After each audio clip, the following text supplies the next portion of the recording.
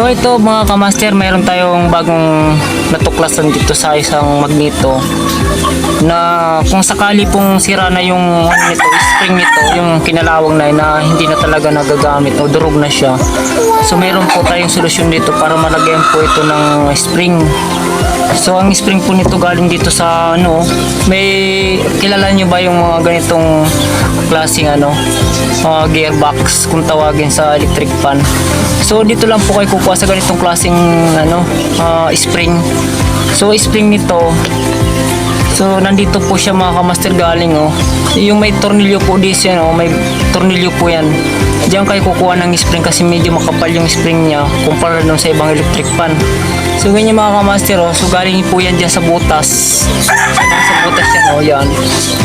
Yung may bearing po yan mga kamaster. So spring lang kukunin nyo. Itong spring na to. So kasi po yung andito sira na yung spring niya, so kinakalawang na, durog na, so kailangan bago yung spring na ilalagay nyo para hindi na balik-balik yung sira. So ganito lang mga master oh, angatin nyo ng baba natin nyo lang siya ng ano, ng konti para magkasya yung kanyang ano mga kamaster.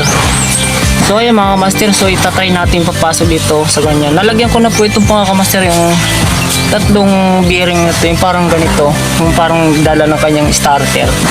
So ganyan mga kamaster, so ilalagay ko na siya mga kamaster oh. Yung mga kamaster, so siyempre ito lang ilagay natin mga kamaster.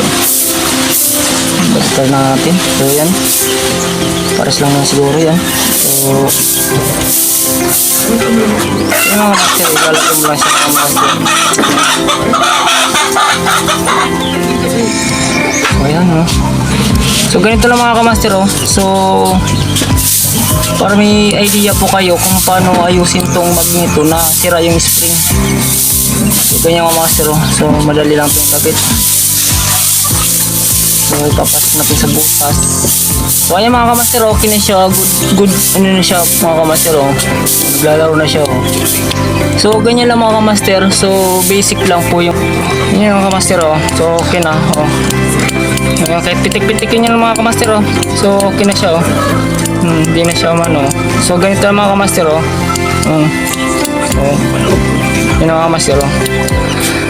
So ganyan lang po mga kamaster ang gandang ano gawin nyo. Galing po yan dito mga kamaster sa electric fan. So yan, sana may natutunan naman tayo dito sa ating DIY na spring para dito sa ating ano, sa ating ano ba itong tawag ito, magneto. So yan, magkakaroon na po kayo na starter dito, mag-start na po siya. So yan lang po mga kamaster. Thank you for watching. Salamat.